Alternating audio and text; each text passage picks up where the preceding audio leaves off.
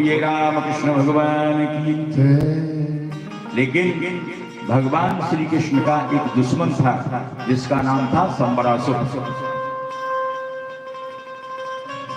ये किसी भी तरह से छिप छिपा करके और द्वारका में प्रवेश कर गया और कहाँ जाकर के प्रवेश कर दिया, जहाँ प्रसूतिका गृह में रुक्मिणी जी के बगल में प्रद्युम्न जी लेटे थे।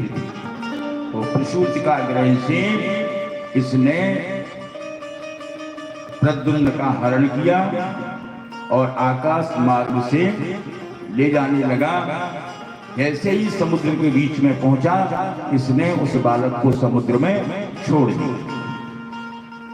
लेकिन भैया जाको राखे साइया, मार सके ना कोई और बाल न बाका कर सके चाहे सब जग बैरी हो। प्रद्युम्न को जैसे ही संबरासुर ने छोड़ा, उसी समय एक मछली को उबासी आ गया, तो उसका मुंह खुल गया और प्रद्युम्न सीधे उस मछली के मुख में प्रवेश कर गया। देखो ठाकुर जी की कृपा। एक मछुआरा नाव लेकर के मछली पकड़ रहा था, तो उस दिन और मछली तो पकड़ में नहीं आई, यही मछली जाल में फंस गई। लेकिन मछली बहुत बड़ी थी, तो बेचारा डर गया कि कहीं संबरासुर को पता चल गया कि इतनी बड़ी मछली आई थी तो तुमने हमारी रसोई में क्यों नहीं भेजी। हमारे सब जितने भी थे सैनिक, उन सब के लिए प्रसाद बनता। तो डर के मारे मछुआरा उस मछली को लेकर के कहाँ पहुंच गया, महाराज संबरासुर के पास। संबरासुर से कहा, महाराज ये मछली मुझे आज जाल में मिली है, आप स्वीकार कीजिए। उसने उसी समय अपनी माया, जो इनकी रसोई बनाती थी, उसका नाम था माया, दूसरा नाम था रति। तो ये रति कौन है? कामदेव की पत्नी।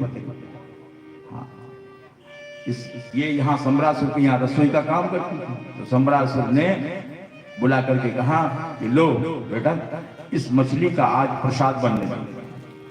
बेचारी मायावती उसको लेकर के रसोई में गई और उसने उसका ऑपरेशन किया, और जैसे ही ऑपरेशन किया उसमें से एक बालक निकला। लेकिन बालक मछली के पेट में बहुत देर से रखा था, तो बालक का रंग पीला पड़ गया। निकाल करके मायावती डर गई, ये क्या मछली के पेट में से बालक निकला। तो उस बालक को लेकर के वो संबरासुर पर गई थी, महाराज उस मछली का जब मैंने ऑपरेशन किया तो उसमें ये बालक निकला है, इसका क्या करूं? तो संबरासुर ने कहा तू इसको पाल, तू इसका पालन पोषण। अब क्या था, जैसे ही उसका एक नाम और भी था, विद्यावती। मायावती भी था, विद्यावती भी था और रति भी थी। तो उस विद्यावती ने उस बालक को दूध पिलाने लगी, और जैसे ही दूध पिलाने लगी उसी समय नारायण